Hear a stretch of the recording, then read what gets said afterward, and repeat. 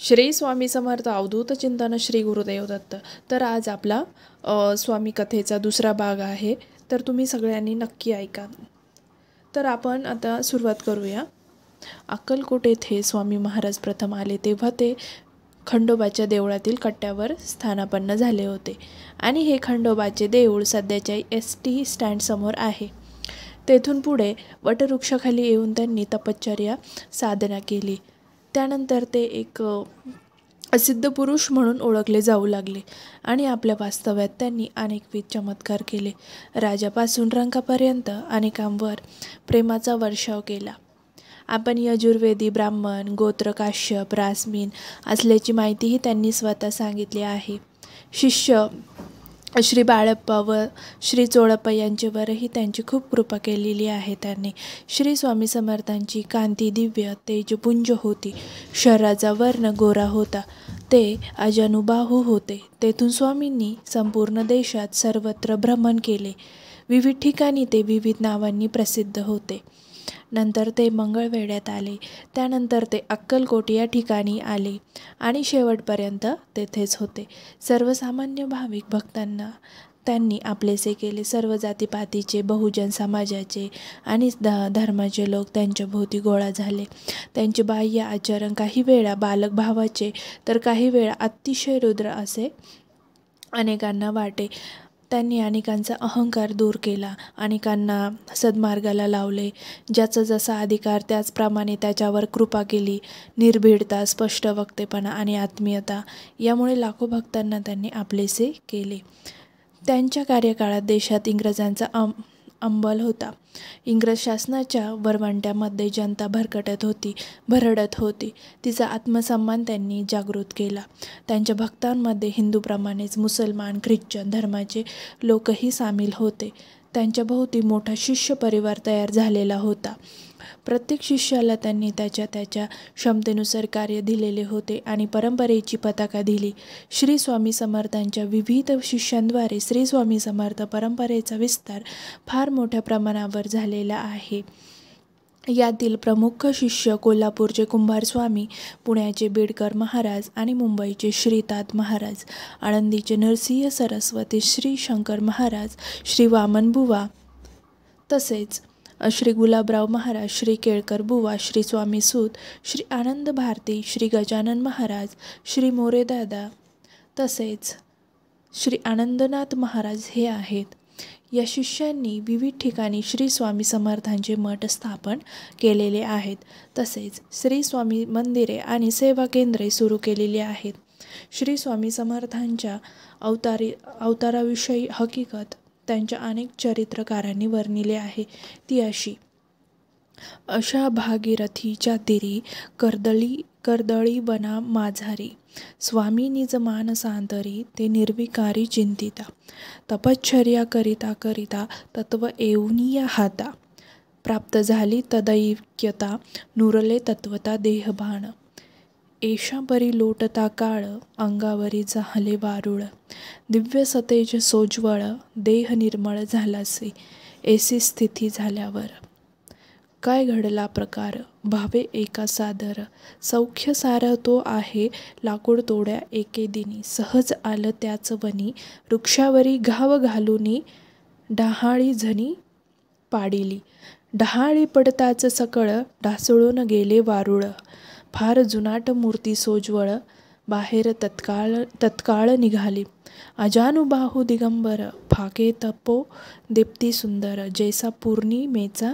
निशाकार सर्व संचार आनंदवी. स्वामी लीलामृत.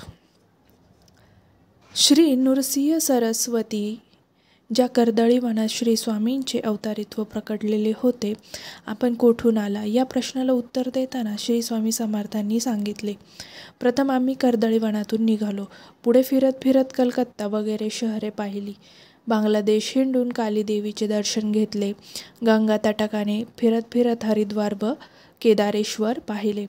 पुढे आम्ही गोदातटाक्स आलो. गोदावरीचे स्नान करून हिंडत हिंडत हैदराबादेस गेलो. तेथे काही दिवस राहून नंतर पंढरपूर व बेगमपूर इथे जाऊन हिंडत मोहोळास आलो.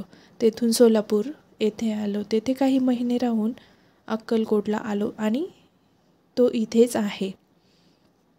हे श्री स्वामी समर्थ चरित्र पान 5वं पान आहे, त्याच्यामधला हा एवढा आपला पॅरेग्राफ आहे.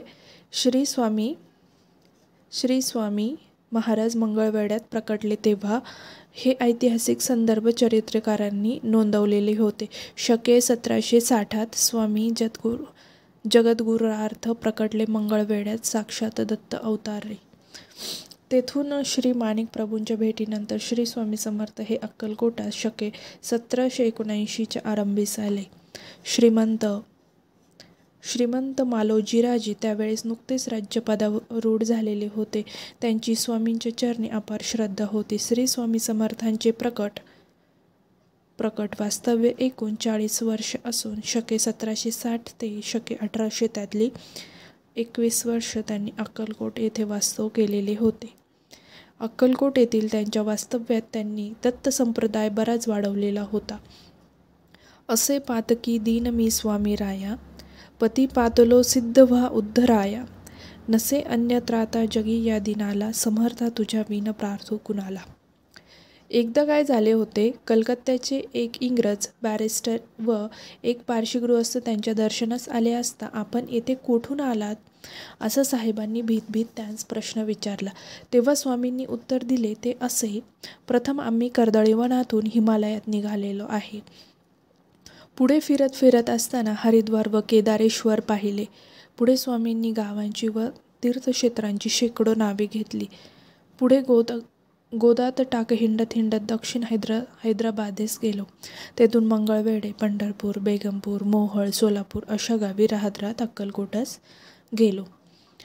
अक्कल से खुदा पहचाना या बौद्ध वचनाची लोकांनी स्मृती राहावी म्हणूनही काय स्वामी अक्कलकोटास येऊन प्रकट झाले असा कोटिक्रम कोणी करतात व त्यास त्यांच्या चरित्रातील एका गोष्टीचा दाखला देतात. एकदा कोणी एक मोगलाईतील श्रेष्ठ दर्जाच्या सय्यदाने स्वामींच्या मठाशी येऊन क्योजी ये अक्कलकोट के स्वामी कहाँ है असे विचारले. तेव्हा त्या स्वामींनी नेहमीच्या फटकळ भाषेत उत्तर दिले, स्वामी बैठे है पर स्वामी तो अक्कलकोट में है, यहाँ क्या देखता है. या स्वामींच्या उत्तराने तो सय्यद समजवायचे ते समजून एकदम तटस्थ झाला. घटकाभर त्याची उभ्याच समाधी लागल्याप्रमाणे दिसून आलेले होते. त्यातून तो पूर्वस्थितीवर आल्यावर त्याने मुक्त कंठाने स्वामींचे स्तोत्र गायले व आजपर्यंत अनेक साधने केली, पण हा आनंदानुभव मिळाला नाही. अनेक अवलियांस यापूर्वीही पाहिले, पण आज साक्षात खुदाचेच दर्शन झाले. अरे उसीलिए अकल से अंदर हृदय में साहेब को सच्चा देख लिया, सब जन्म का सार्थक हुआ, पहले के मैं दरिया माफक हो गया, किस्मत की बात है कि मैं आपका बंदा हूँ इत्यादी धन्योद्धार काढले. यावरून श्री गुरूंचे निवासस्थान अक्कलकोट किंवा प्रज्ञापुरी हेच योग्य असे स्वामींचे भक्त म्हणू लागले.